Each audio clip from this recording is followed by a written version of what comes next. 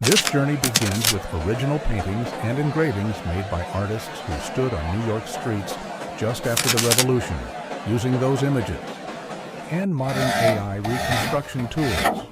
We can step into a single day in 1789, its weathered docks, smoky chimneys, and quiet repairs. You won't just learn dates, you'll feel the city as it was, with streets still carrying the marks of occupation, and a new nation taking shape at Federal Hall, where George Washington will be sworn in on April 30th, 1789, before the skyline ever rose. By 1789, New York is no longer a city at war, but it isn't yet a city at ease, only 6 years earlier. In 1783, British troops and Loyalist families began leaving this harbor for the last time, and the streets they left behind were tired, patched, weathered, and still adjusting to peace. This image shows Lower Manhattan with buildings that sit close to the water, their timber frames darkened by salt air and stove smoke along the wharves. You can pick out warehouses with uneven roof lines, some repaired, some still scarred by years of military use.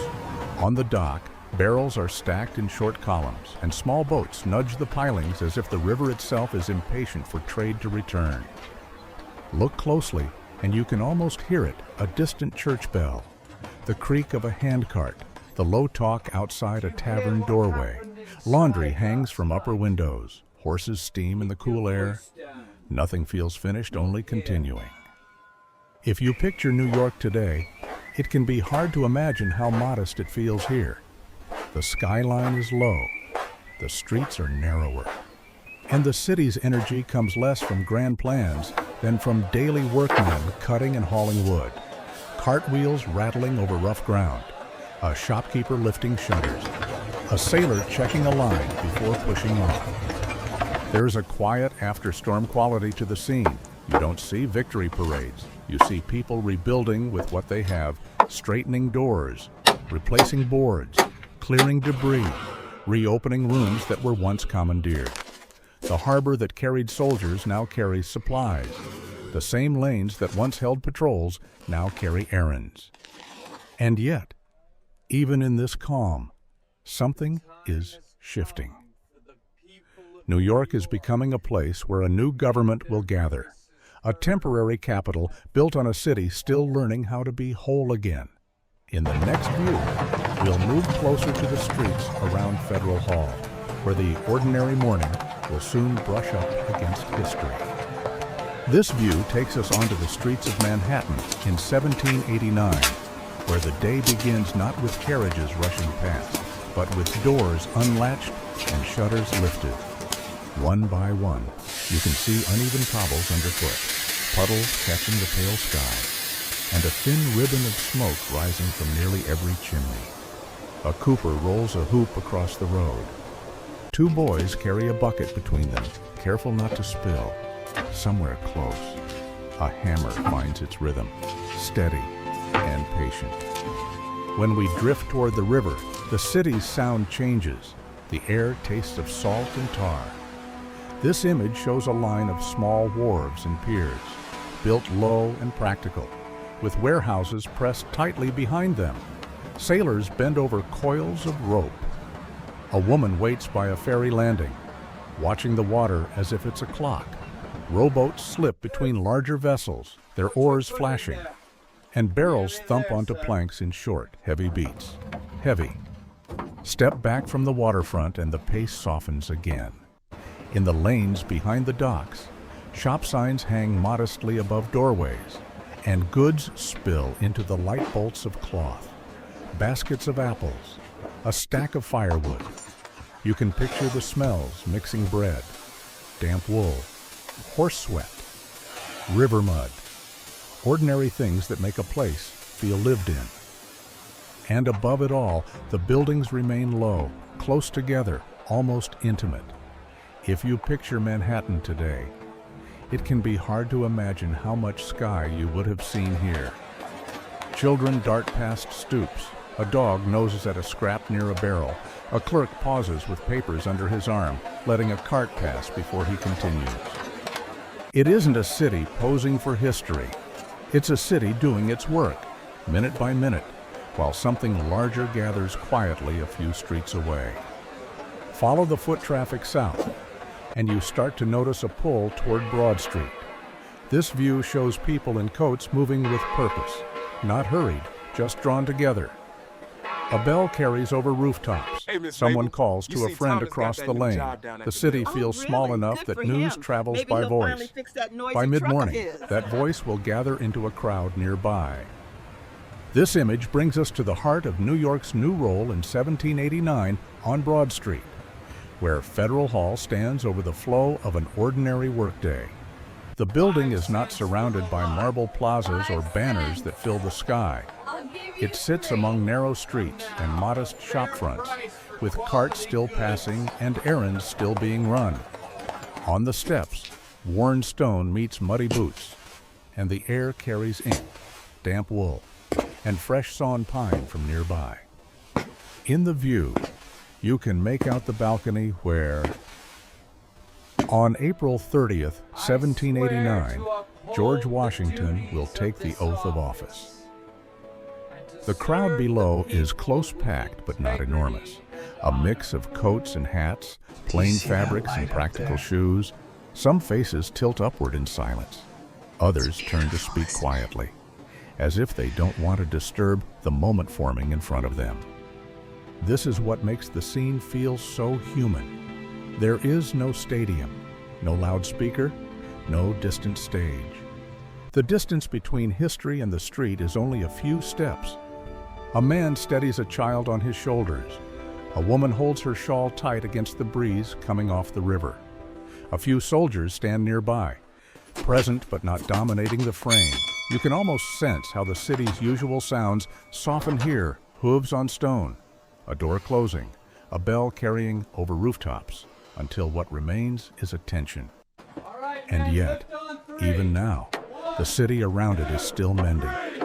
The same streets that bring people toward Federal Hall also lead back to docks being repaired, to homes being reopened, to warehouses finding their rhythm again.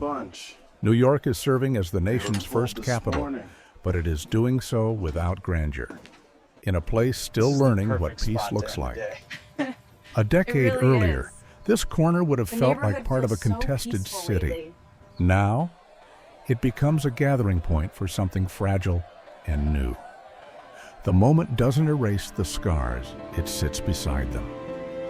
When we move away from the balcony and back into the lanes, the crowd thins, the carts resume, and the day continues. But the feeling lingers, a government beginning not in a distant monument, but in a recovering town, watched by neighbors who can still smell the harbor on the wind. This image shifts us back toward the harbor, where New York begins to knit itself together again, plank by plank and shipment by shipment. The water is busy, but not frantic. Small craft glide between larger anchored vessels, and you can see crews moving in practiced patterns lifting, tying, carrying, returning to routines that war had interrupted. Along the waterfront, the scene is all motion and weight. Barrels roll, crates scrape, and ropes draw tight with a low groan as a boat edges closer to a pier. A man balances a bundle on his shoulder and steps carefully over wet boards. Another pauses to check a tally mark, then waves the next load forward. The harbor that once carried soldiers now carries timber, flour, cloth, and tools, ordinary cargo that means ordinary life is possible again. Just behind the docks, this view shows warehouses packed close together, their doors thrown open to the light. Inside, shadows hold stacks of goods and the faint dust of grain. Outside, carts wait in short lines, wheels sunk slightly into soft ground. You can pick out the small signs of trade, returning a scale on a counter, a ledger on a barrel top, a boy sent to run a message up the street. When we move into the neighborhoods, the energy changes, but it doesn't disappear. People gather in doorways, trading news in low voices. Someone carries a pail from a pump. A tailor's window displays a coat that looks newly stitched, not patched. A bell rings, not as an alarm, but as a marker of time. Even the smells feel different here, less smoke and pitch, more bread and soap. If you picture New York today, it can be hard to imagine how much of its future begins in scenes like the simple exchanges. Steady work, small trust rebuilt between strangers. The city isn't racing forward. It's settling into a rhythm again, learning how to be a port, a marketplace, a community at the same time that it serves as the nation's temporary capital. And as the afternoon light thins over the water, the movement continues, quiet and persistent, carrying New York toward the city it will become. As the day settles over New York in 1789, the scenes begin to blur together. Quiet lanes and busy wharves, chimney smoke and river wind in the spring air, the soft scrape of crates on boards, and the slow rhythm of footsteps on stone. It's a version of the city most people never picture, because nothing here is tall enough to announce itself. This view shows a town still close to the water, still shaped by wood and rope and weather. The streets feel narrow. The buildings feel low. You can imagine how far a voice might travel, how quickly news might move, how easily a crowd can form and then dissolve again.